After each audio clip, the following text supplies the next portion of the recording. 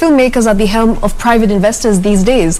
We don't see much being done for the theatre and of course the film industry in Kenya. Mr. Timothy, maybe you could highlight what Kenya Film Commission is doing in terms of grants. I've seen a couple of grants that have been advertised on social media especially, so great work there. So maybe you can take us through the process of how you can get access to the grants and of course what exactly is the process like? To start with, allow me to say that the film industry in Kenya, just like any other, has the support of government, especially when it comes to capacity, skills development, and also promoting the cycle of production. Right. For the first time, Kenya Film Commission has introduced an empowerment program where we are funding programs. This year, we're actually marking 2 years since we started this program.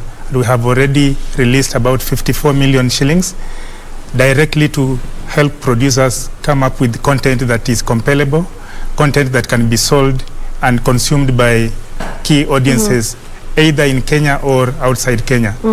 Like any other sector, I think it's also important for us to appreciate the fact that the sector has to get total support through legislative framework or legal framework, and also funding mechanisms, establishment of key components that will be able to support opening up of key markets through co-production treaties. When we talk about East African community, where we have 200 million Swahili speakers, that's ready market for Kenyan producers. Right. Are we feeding this audience with the content?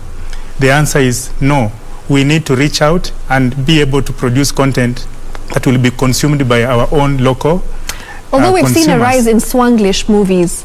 Of course, yes, there is. There is, and it's brilliant to see that nowadays, especially Sincerely Daisy, if you look at that particular movie, there's 60% Swahili and 40% English. So I feel like there's been a shift, and we're moving in the right direction. The demand for local content is there. Yes. And again, when you look at how free-to-air channels are operating today, you realize that most of these stations, their programming is focused on local content, and that in itself is a clear show of the kind of demand that is there for local content. And that's why, for us, I believe Mwaniki, through Riverwood, they are telling local stories in vernacular and also able to tell these stories either in English or Swahili. All we are advocating at the Commission is that we need to tell these stories in a manner that they can be consumed beyond our borders. Absolutely. When we do that, we'll have expanded our markets, and this will also enable our producers to be able to have a shilling in their pocket. When we have more coming in as far as our content is concerned, then we'll be able to produce more content that can be able to compete with others like Nigeria and so on.